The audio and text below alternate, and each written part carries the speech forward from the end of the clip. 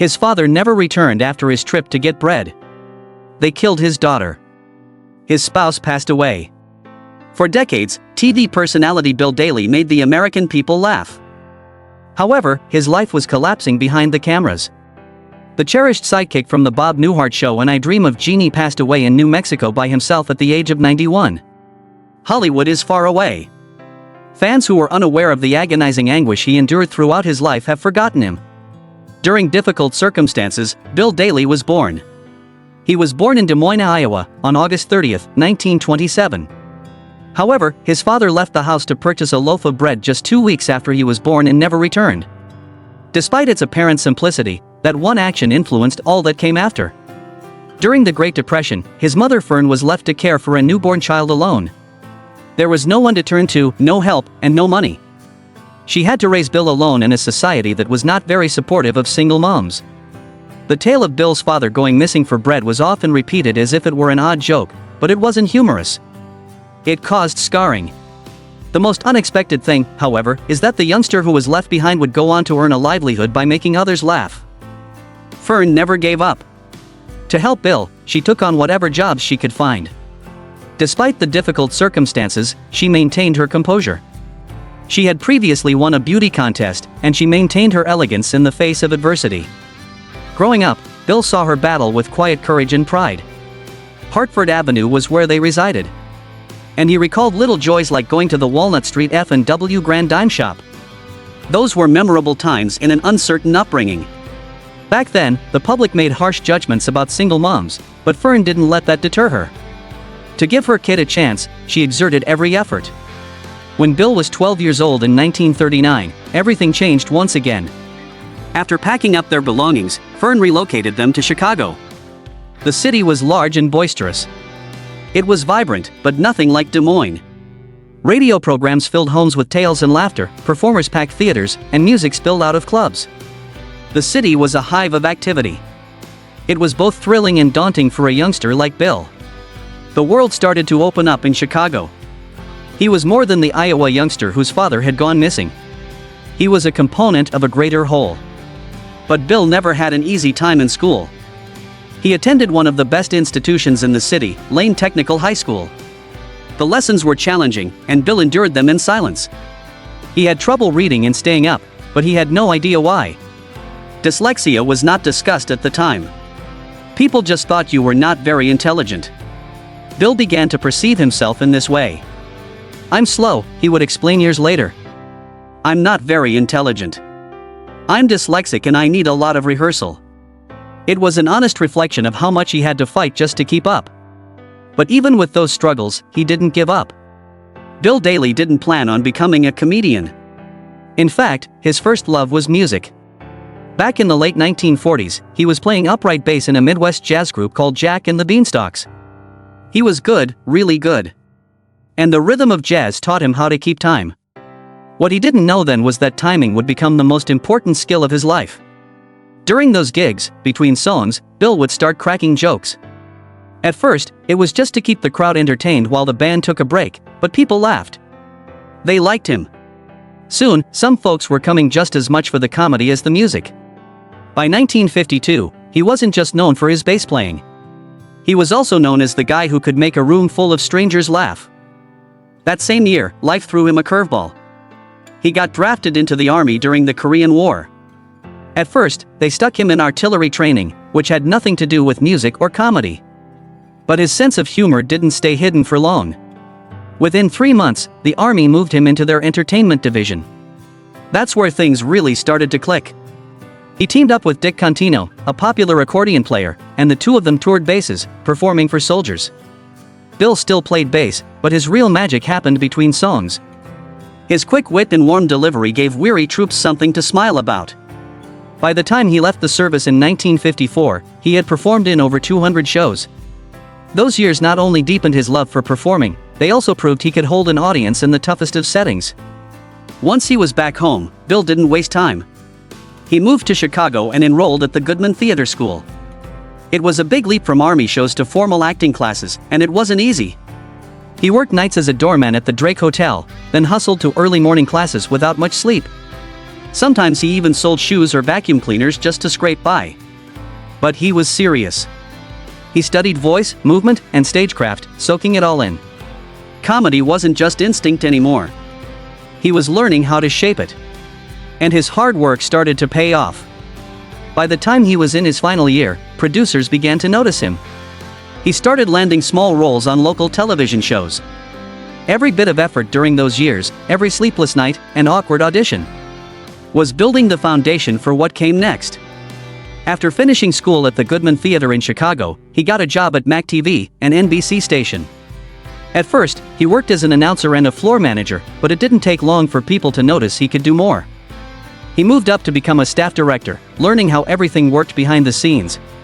This gave him a front row seat to watch how comedy was built, timing, delivery, pacing. Even though he struggled with dyslexia, it made him sharper in other ways. Reading scripts was hard, so he learned to rely on his quick mind and fast thinking. He once joked that if he hadn't been dyslexic, he might never have learned how to be funny. The job also helped him meet people who would matter later. One of them was Bob Newhart. Daly even helped him out during a big Emmy broadcast in Chicago. While juggling his day job, he started doing stand-up comedy at night. In the late 50s and early 60s, you could find him working clubs all over the Midwest. He had been a musician before, playing stand-up bass in a jazz group after coming home from serving in the Korean War. At first, his comedy was just a few funny lines between songs, but the audience loved it. And soon, the music faded and the jokes took over. Little by little, he turned himself into a full-time comic. His style was nervous, slightly confused, but always sharp. It worked. By 1960, he was performing regularly in cities like Chicago and Cleveland, all while still clocking in at MAC during the day. One of those Cleveland trips changed everything. On his days off, he'd drive there to work on the Mike Douglas Show. He didn't just appear on camera. He also wrote and directed sketches. Mike Douglas saw something in him and gave him regular spots on the show. It was a small operation at first, but the show quickly took off and became nationally syndicated.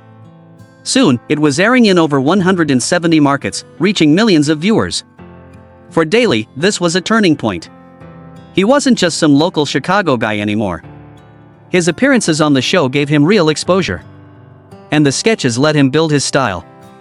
Fast, physical, a little goofy, but always clever. He was still working his job back in Chicago, but now the industry was beginning to notice. At the same time, he started writing comedy for big names. Mike Douglas, Merv Griffin, Steve Allen. These were some of the biggest variety shows on TV. Steve Allen's show in particular was wild and unpredictable. It helped shape modern comedy and influenced people like David Letterman and Robin Williams. Writing for these shows gave Daly a whole new skill set. Each host had a different style and he learned to adapt his jokes accordingly. Even after landing acting roles, he kept doing side gigs like writing food commercials. That was just his way. Always working, always writing. Then came his big break. Bill Daly wasn't supposed to be on I Dream of Jeannie. The role of Roger Healy had already been promised to another actor. Everything changed at the last minute when the show's creator, Sidney Sheldon, saw Daly in a small part on Bewitched. He wasn't a big name. He wasn't even a rising star. But something about him stood out. He had this natural ease, this likability you couldn't teach. So Sheldon took a chance and gave him the part. That one decision turned a quiet comedy writer from Iowa into a household name almost overnight. Before landing the role, Daly had been working behind the scenes. He wrote jokes and bits for popular variety shows hosted by Mike Douglas, Merv Griffin, and Steve Allen. He was good at making others look funny, but he hadn't had his own moment yet. That changed in 1965. Suddenly, he was playing a goofy astronaut on a hit show. Cracking jokes and stealing scenes. It wasn't planned. It wasn't expected, but it worked. And it worked because it felt so natural. On screen, Daly's Roger Healy was the wild one. Larry Hagman's Tony Nelson was the straight-laced officer trying to keep everything together.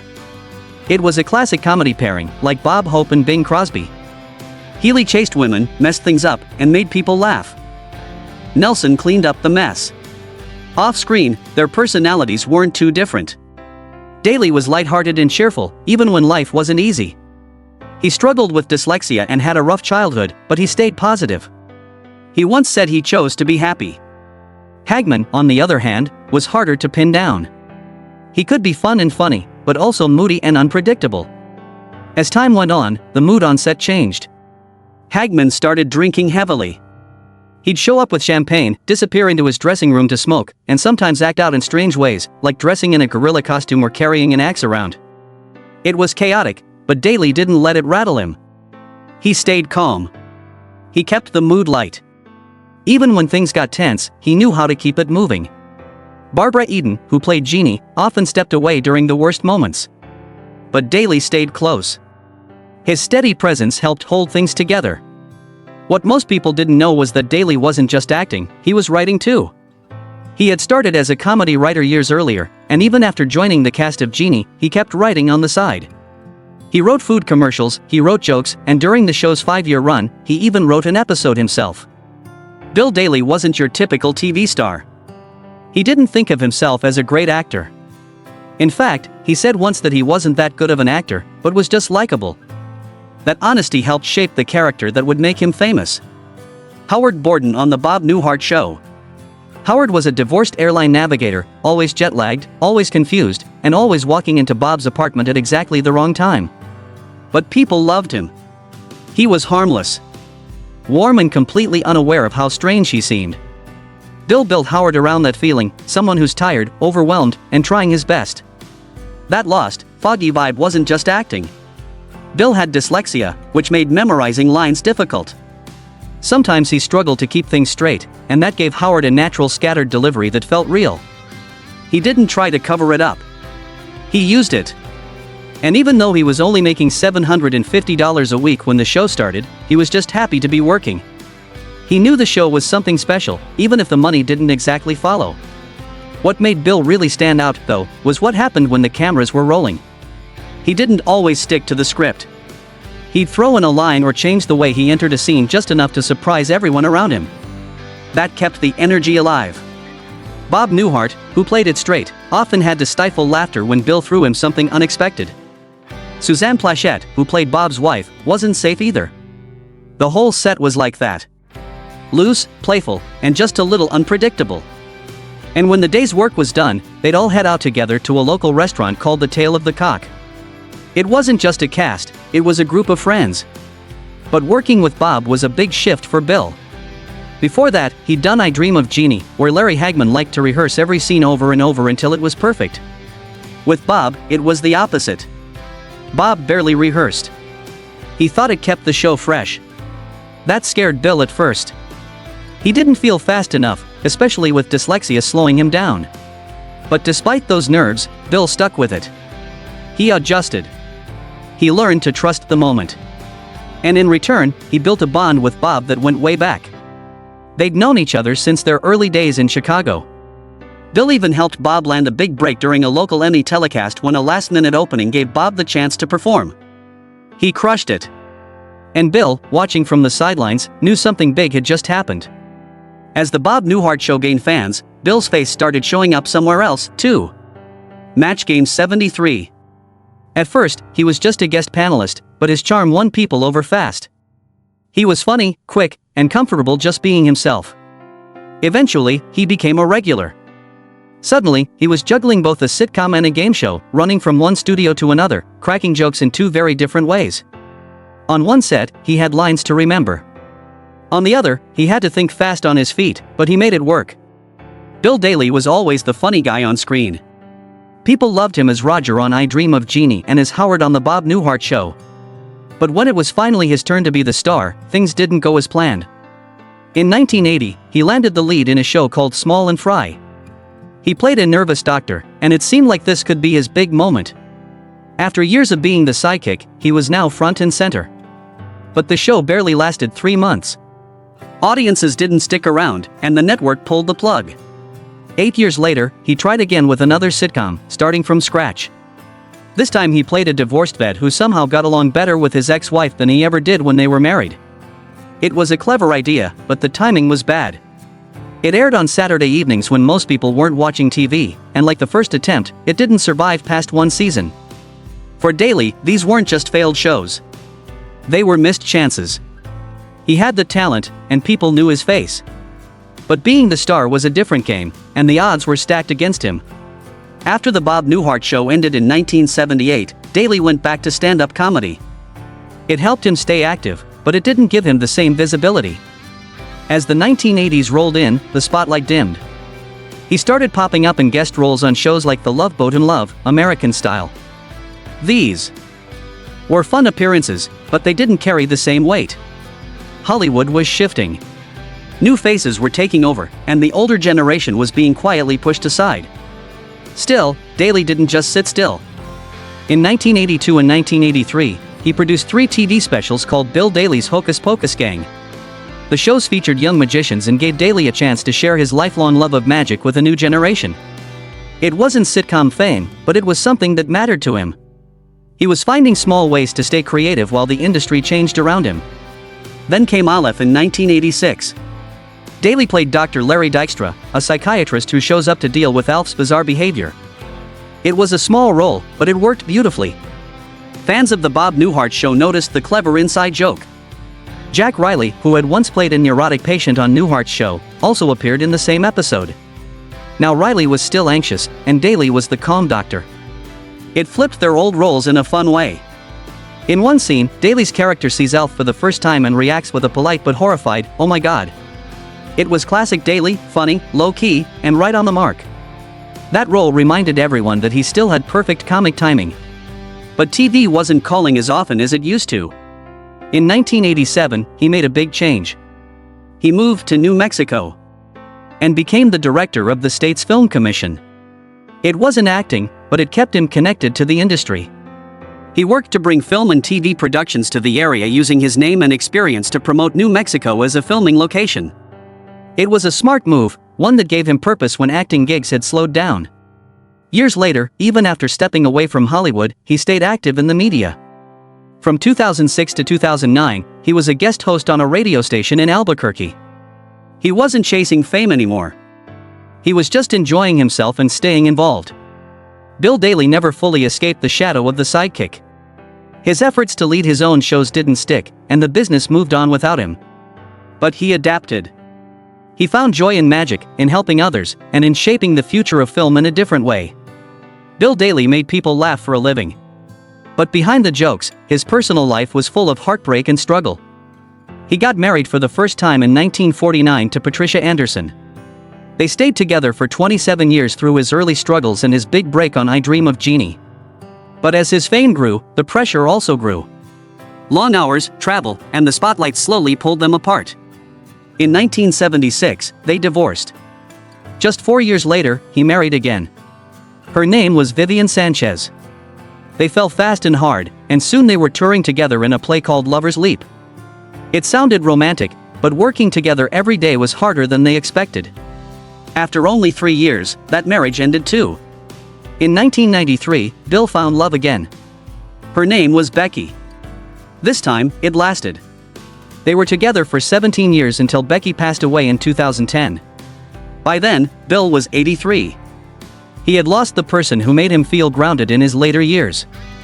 Bill also became a father, but not in the usual way. He adopted 2 children, Patrick and Kimberly. It changed his life, but it wasn't easy. During I Dream of Jeannie, he worked 12 to 14 hours a day. He once joked, "I see my kids more on TV than I do in real life." That joke had some truth to it.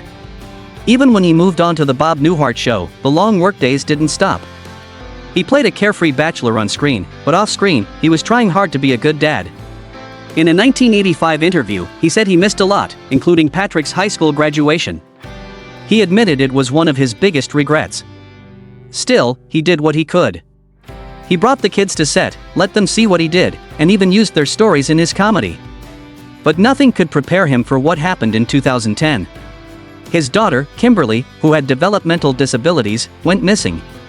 She was only 16. A week later, she was found murdered. It shattered him. He had just lost his wife, Becky, a few months earlier. And now this. In a rare interview, he said, his last role was in a small film called Horrorween in 2011. He never acted again. He settled in Albuquerque, where he lived for over 30 years before later moving to Santa Fe. He loved the calm, the quiet, and most of all, the view. His son Patrick remembered how his dad would often look out from his apartment and say, "Look at that view of the Sandia Mountains. Isn't it gorgeous?" That simple joy summed him up. Bill believed that happiness wasn't something that just happened. It was a choice you made every day. Even in retirement, he didn't completely vanish. Back in 1987, he served as director of the New Mexico Film Commission, helping bring more film projects to the area. And from 2006 to 2009, he guest hosted on a local Albuquerque radio station. He still had that sharp comic timing and warm presence, and locals loved hearing him on the air. To them, he wasn't just a TV star, he was one of their own. He still found time to reconnect with old friends from his TV days. One of the most touching moments came in 1999 when he reunited with Barbara Eden and Larry Hagman on the Donnie and Marie Show. It had been 29 years since the three of them had appeared together as the beloved stars of I Dream of Jeannie. The chemistry was still there and fans were thrilled to see them back together. Before that, he had done 2 reunion movies for the show in the 80s and early 90s, though Hagman wasn't part of those. In 2002, the cast came together again on Larry King Live when the show was being added to TV Land's lineup. And in 2004, Bill and Barbara Eden reunited once more at the TV Land Awards, presenting together on stage. He also joined the Bob Newhart Show crew for special anniversary episodes and even popped up on Newhart's later series in a fun guest role, showing he hadn't lost his touch. But his final years were quieter. In 2010, he suffered a heartbreaking loss when his wife Becky passed away. They had been married since 1993. After that, he moved to Santa Fe to live with his son Patrick and his family. He was still that same upbeat man, finding comfort and being close to loved ones. In August 2018, he celebrated his 91st birthday. Just 5 days later, on September 4th, he passed away peacefully at home. True to his personality, there was no big funeral. No public memorial. He had always said he didn't want people to mourn him with sadness. He wanted them to throw a party. That's how he lived, with humor, grace, and a deep appreciation for the simple joys of life. His ashes were scattered outside Santa Fe, returning him to the land he had fallen in love with so many years earlier. His son Patrick said the greatest thing his father ever gave him was his sense of humor. A gift that had once made millions laugh, and in the end lived on in the people who knew him best.